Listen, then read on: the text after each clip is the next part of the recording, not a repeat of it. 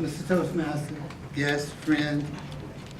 This morning I want to talk about how the Montford Point Marines got started. And in doing so, I hope to give you a little history on the background on how the service is integrated. So without further ado, let's get into it. In 1940, when the United States prepared for war, major jobs in the defense industry was being created. Blacks seeking employment in the industry suffered great discrimination and violence. Many leaders like A. Philip Randolph, who was the president of the Brotherhood of Sleeping Car Porters, that's the people that ride up and down the train and serve you, and Milton B. Webster, who was the most widely known person at that time, spokesman for the black working class. And they met with President Roosevelt and his administration to demand that he sign an executive order banning discrimination among black workers in the defense industry. Randolph threatened to bring tens of thousands of marches to Washington, D.C. Well, on June 25th, 1941, he signed that order just before the march was supposed to occur. The President issued Executive Order 8802, and I have some papers coming around for you to look at that, which barred government agencies and federal contractors from refusing employment in the industry engaged in defense production on the basis of race, creed, color, or national origin.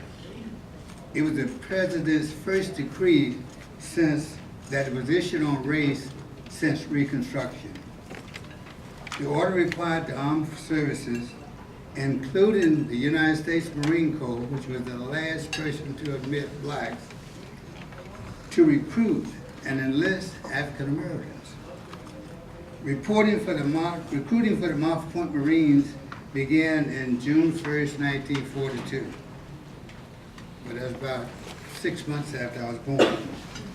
Thousands of African Americans eager to serve flocked to the recruiting officers. The first black recruits received basic training at the segregated camp at Camp Montford Point in Jacksonville, North Carolina. They had a quota of 1,200 men. So these 1,200 recruits were housed in prefabricated huts. Racism continued in the Marine Corps after the issuance of Executive Order 9981, reflecting that of the society. Railroad tracks divided the white residents from the camp for the African American troops, and the black recruits were not allowed to go to the nearby main side unless they were accompanied by a white Marine.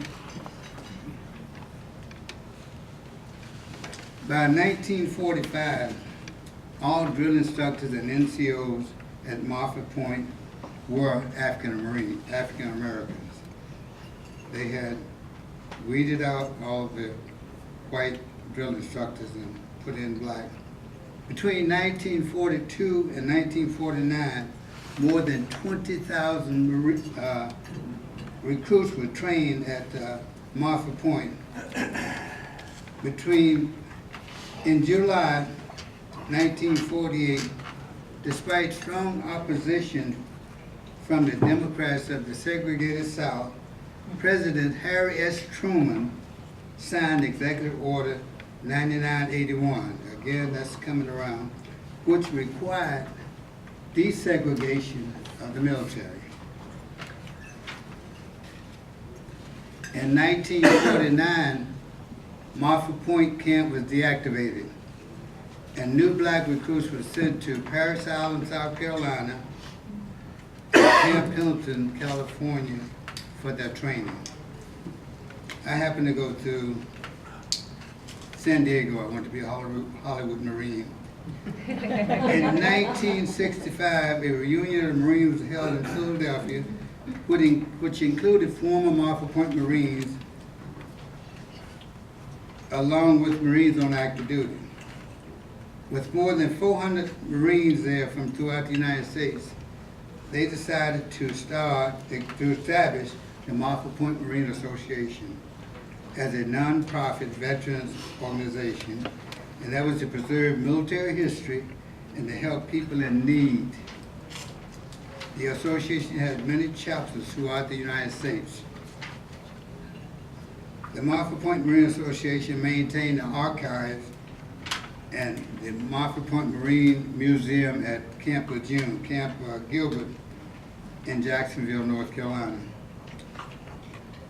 The association holds an annual convention to celebrate the Montford Point Marines, make organization decisions, and to distribute scholarships.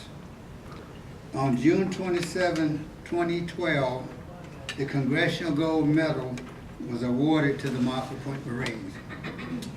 We have two Montford Point Marines living here, James B. Wilson and F.M. Hooper. They're about 80 plus years old.